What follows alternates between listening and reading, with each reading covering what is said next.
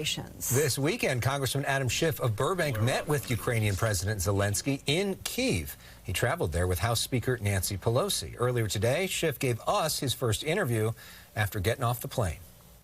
So I knew a lot about him, but it's one thing to know a lot about something. It's another to sit down with them and to see, you know, the kind of calm that he demonstrates in the midst of war, the really comprehensive knowledge he has of the military strategy, of the humanitarian needs.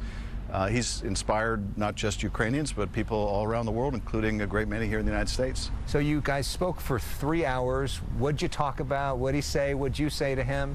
The first hour and a half was basically sitting around a conference table and going over, okay, this is the state of the battlefield. This is what we need. We talked about what we're doing, what our allies are doing, what we're not yet doing. I asked a lot about our intelligence sharing. I wanted to make sure that we were getting them good real-time information.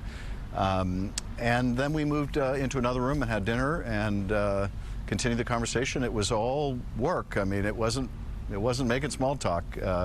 But when you consider that prior to holding office, he was a comedic actor in a sitcom, playing a comedic actor who becomes president of Ukraine.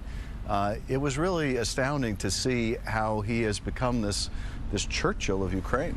How is he maybe different in person than what you see on TV? He is, and you might get this sense from him on TV, but he is utterly without affect. I mean, he's the president of a country at war, but he doesn't stand on ceremony. There's no pomp, there's no circumstance. So he comes across really is just a normal human being who's been thrust in this extraordinary job with the weight of his country hanging on him, as well as much of the free world. What was he specifically asking you for, and are you going to be able to deliver on that? The battlefield has changed. The war has entered a new phase. So he was asking us for more long-range artillery, and we are sending it. Lots of howitzers, lots of ammunition.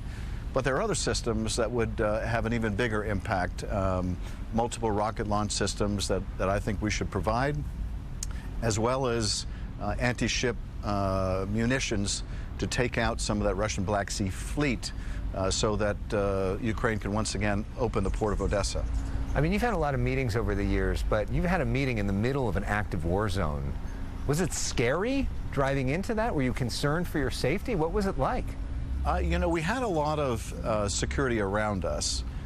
So at that level, you feel secure, but at the same time, the Russians are launching cruise missiles into Kyiv.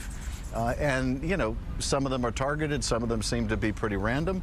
And so the citizens of Kyiv, you know, have to live with the fear that, you know, they could see up in the sky a cruise missile, and before they could react, their life would be over. And, you know, we got a vivid sense of that, being there and knowing that if you're in the wrong place at the wrong time, then it's lights out. Was your wife or family kind of concerned about you going? You know, I couldn't really tell my family where it was going. Not even your wife? Well, you know, I'm sure that they can figure out, because I can't tell them where I'm going, that I'm going somewhere that's not safe. But when I was out of harm's way, I let my wife know so that she wouldn't worry any longer than was necessary. What's your big takeaway from this trip?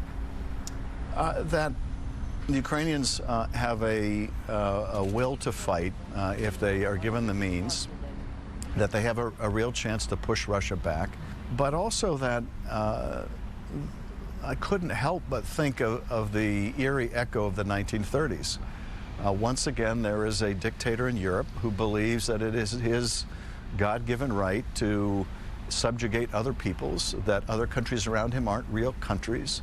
You know, it's very reminiscent of Hitler and his view that whether it's the Sudetenland or Austria, that the Reich had a right to these territories and peoples. And so it seems awfully familiar. Obviously, the parallels only go so far.